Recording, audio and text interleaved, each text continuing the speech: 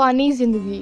औलाद के लिए दुनिया में सबसे पहली मोहब्बत उसके वालिदैन है। टीन एज से निकलने के बाद मुझे जिस ख्याल ने सबसे ज़्यादा डराया वो मेरे वालिदैन में से किसी एक को खुदा न खास्ता पेश आने वाली कोई तकलीफ़ थी। पता नहीं ये माँ बाप इतने प्यारे क्यों होते हैं। जैसे जैसे ये बूढ़े होते जाते हैं इनके लिए दिल ज़्यादा डरने लगता है। इनको कुछ ना हो जाए। अल्लाह भी इंसान के दिल में कैसी कैसी मोहब्बतें डालकर इसे आजमाता है। जब मैं तालीम के सिलसिले में हॉस्टल गई तब मेरे दिल में हर वक्त एक डर और खौफ रहता था कि कहीं मेरे वालिदैन को कुछ हो ना जाए। जब भी रात के वक्त या दिन के वक्त मेरे वालिदैन मुझे अचानक फ़ोन करते थे तो मेरे पाँव के नीचे से ज़मीन खिसक जाती कि अल्लाह जाने अब इस वक्त क्यों फ़ोन कर दिया।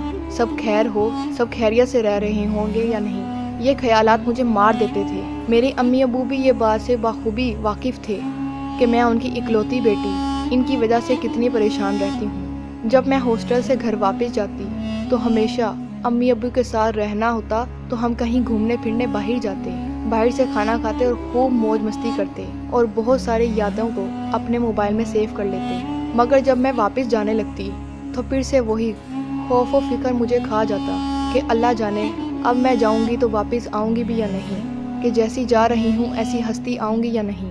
एक दिन मैं इसी तरह हॉस्टल जा रही थी कि अचानक रास्ते में मुझे मेरे अब्बू का फ़ोन आ गया और पता चला कि मेरी अम्मी को हार्ट अटैक आया है, जो ये दुनिया छोड़कर हमेशा हमेशा के लिए चली गई। जिन्हें मैं खोने से बहुत डरती थी वो हमेशा के लिए मुझसे छिन गई। फिर ज़िंदगी में कोई खौफ ना बाकी रहा, ना ही ज़िंदगी से प्यार बाकी रहा।